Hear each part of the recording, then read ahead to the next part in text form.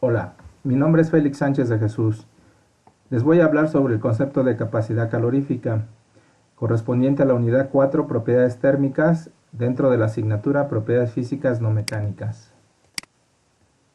Los objetivos a alcanzar en esta presentación son principalmente dos: comprender los conceptos de capacidad calorífica y calor específico, asociados con los materiales sólidos. Segundo, comprender el efecto del calor sobre los átomos que constituyen un sólido y sobre su capacidad calorífica. El calor puede tener diversos efectos sobre los materiales sólidos. Algunos de los más importantes son el incremento de temperatura. Este nivel de incremento de temperatura o variación de temperatura depende de la capacidad calorífica del material. Otro de ellos son los cambios dimensionales, es decir, alargamientos o cambios de volumen ocasionados por el suministro de calor. Otro es el flujo de calor o transferencia de calor que puede darse a su interior del material, ocasionado porque puede haber gradientes de temperatura, es decir, zonas más frías y zonas más calientes. Si suministramos demasiado calor o alcanzamos el punto de fusión del material, podemos transformarlo de estado sólido a estado líquido. La capacidad calorífica es una propiedad del material que indica la capacidad de absorber calor de los alrededores. Representa la cantidad de energía requerida para producir un incremento de temperatura de una unidad. Matemáticamente se representa mediante la siguiente ecuación.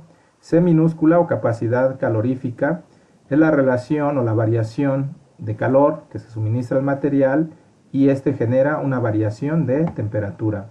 Las unidades generalmente son Joule sobre Kelvin o calorías sobre grado centígrado. Por otro lado, el calor específico, a menudo denotado por una C mayúscula, representa la capacidad calorífica por unidad de masa y tiene varias unidades. Desde el punto de vista microscópico, el suministro de calor puede generar fenómenos a nivel atómico en el interior de los materiales sólidos. Uno de ellos es el incremento de la energía vibracional de los átomos. Es decir, los átomos vibran a muy altas frecuencias y con amplitudes muy pequeñas. Las vibraciones de los átomos adyacentes se acoplan debido a la unión atómica. Recordemos que se trata de un material sólido con estructura cristalina. Las vibraciones están sincronizadas de tal manera que se producen ondas de red que viajan a través del material sólido. Pueden considerarse como ondas elásticas o simplemente ondas de sonido que tienen longitudes de onda cortas y frecuencias muy altas, las cuales se propagan a través del material cristalino a la velocidad del sonido.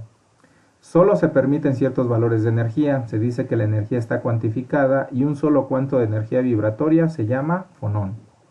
La dispersión térmica de los electrones libres durante la conducción electrónica es por estas ondas vibratorias, y estas ondas elásticas también participan en el transporte de energía durante la conducción térmica. En esta figura se observa lo anteriormente descrito. Las bolas naranjas representan la posición inicial de los átomos y las bolas azules representan el movimiento vibratorio de los átomos ocasionado por el suministro de calor. Este movimiento vibratorio pues produce o genera ondas, ¿sí?, que se mueven a través de toda la red cristalina, lo cual está representado por la línea roja punteada.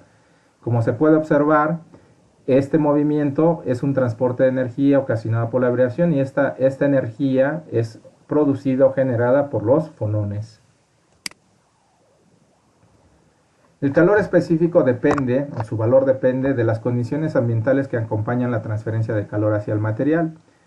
Se puede definir el Cp o calor específico a presión constante, manteniendo evidentemente constante la presión de la muestra, o el C subíndice V, que es el calor específico manteniendo constante el volumen de la muestra. Siempre el Cp es mayor que el Cv. La diferencia es muy pequeña para la mayoría de los materiales sólidos a temperatura ambiente y por debajo de la misma.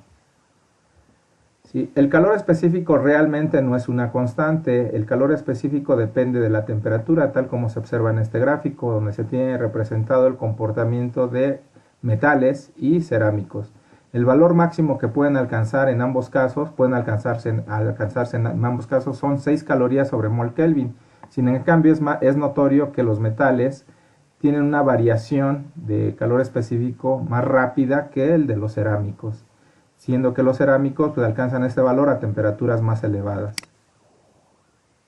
Otro de los efectos que puede tener la temperatura adicionalmente al calor específico, como ocurre en este caso para el hierro, son cambios en su comportamiento magnético.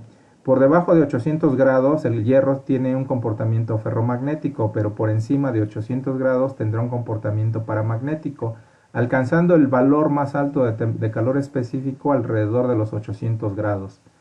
Adicionalmente podemos observar que por debajo de 800 grados se tiene una estructura cristalina tipo alfa, por arriba de 800 grados centígrados se tienen transformaciones, ¿sí?, pasando a estructura cristalina gamma, y finalmente a temperaturas superiores a 1200 grados se tendrá una transformación a estructura tipo delta.